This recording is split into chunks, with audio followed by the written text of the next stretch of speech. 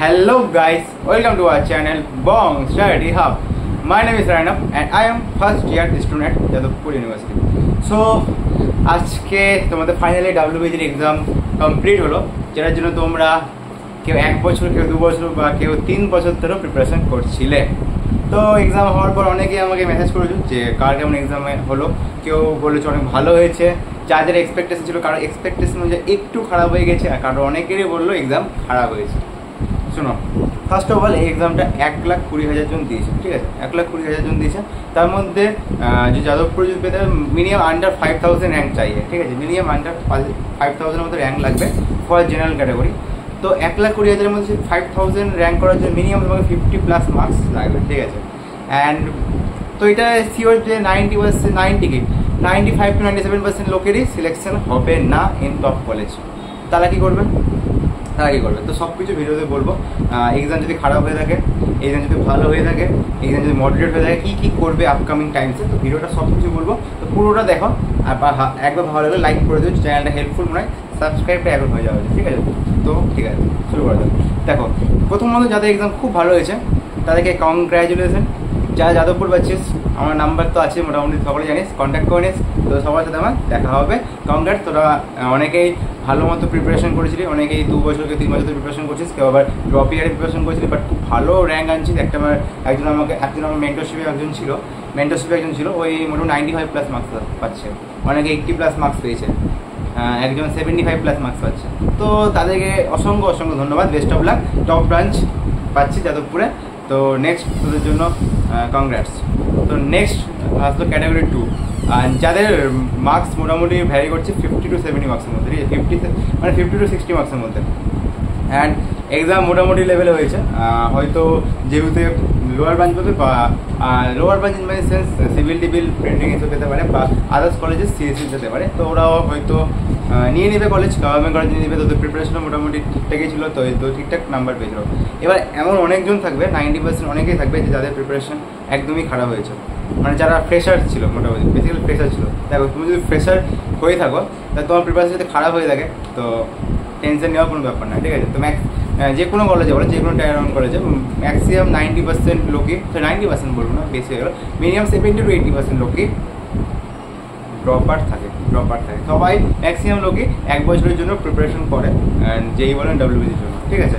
তো তুমি যদি ফ্রেশার থাকো অ্যান্ড তুমি যদি চাও যে না এবার আমার না, আমি প্রাইভেট কলেজের জন্য অ্যাফোর্ড করতে পারবো না, আমি গভর্নমেন্ট কলেজে পাচ্ছি না, আমার যে মার্কস আসছে হয়তো 15-20 পাচ্ছি, বা 25-30 পাচ্ছি, হয়তো পারবো না, বা আমি যে নাম্বার পাচ্ছি ওই নাম্বার হয়তো ভালো ব্রাঞ্চ পাচ্ছি না, তো তার জন্য আমি হয়তো 1 year ড্রপ দেবো।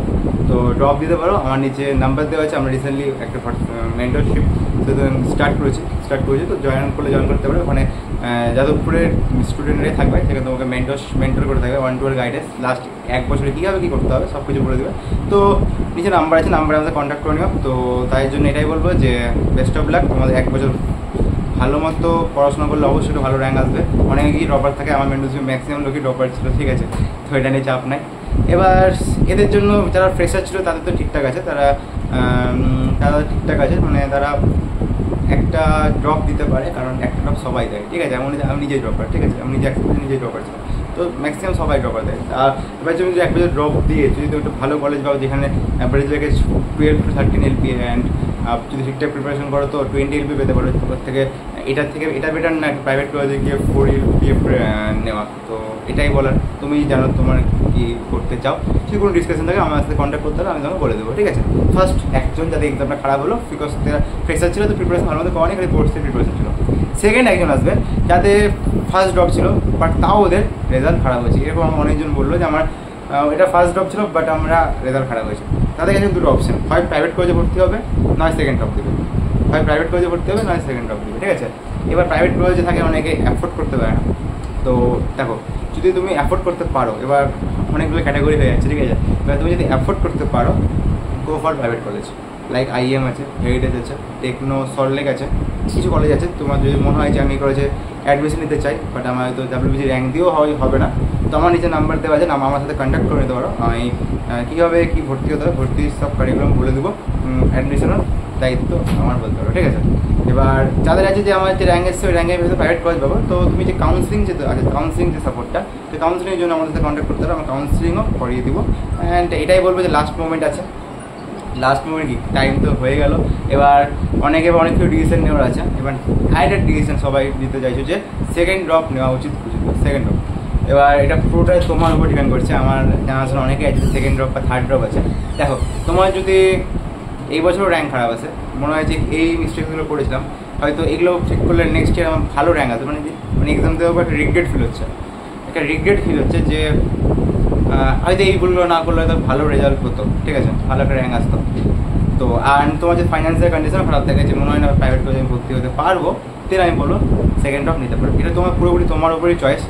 অ্যান্ড সেকেন্ড ড্রপ যদি নাও, 1 বছর কিন্তু খুব টাফ হয়ে যাবে, কারণ টাফ হয়ে যাবে যাতে ফার্স্ট ড্রপ তাদের তো একটু টাফ হবেই, সেকেন্ড ড্রপতে আরেকটু টাফ হবে, কারণ তোমরা এই পড়াটা হয়তো পড়ে এসছো 3 বছর বা 4 বছর বা একই পড়া তোমাকে আবার পড়তে হচ্ছে। দেখো সেকেন্ড ড্রপের জন্য বলেছি প্লেসমেন্টে খুব একটা প্রবলেম হয় না। ফার্স্ট ড্রপ যাকে সেকেন্ড ড্রপ যারা নিচ্ছ তাদের প্লেসমেন্টে খুব একটা প্রবলেম হয় না, ঠিক আছে। তো ওদের ওটা নিয়ে চাপ নিবে না। এবং সেকেন্ড ড্রপ যারা নিবে ভাবছো তাদের একটা প্রবলেম হয় যে রেগুলারিটি, কারণ ওদের একটা থাকে যে পড়তে ইচ্ছা করছে না। তো আমরা আছি তার জন্য। আমরা রিসেন্টলি একটা মেন্টরশিপ নিয়ে একটা ভিডিও আসবে পুরোপুরি, তো এখন আমি স্টার্ট করেছি, আগের বছরটা সাকসেসফুল হলো, মোটামুটি 80+ স্টুডেন্ট জয়েন করেছিল, ওখান থেকে মোটামুটি অনেকেই এবার যাদের খুব পাচ্ছে। তো যারা পাচ্ছ মেন্টরশিপে কমেন্ট করে দিও।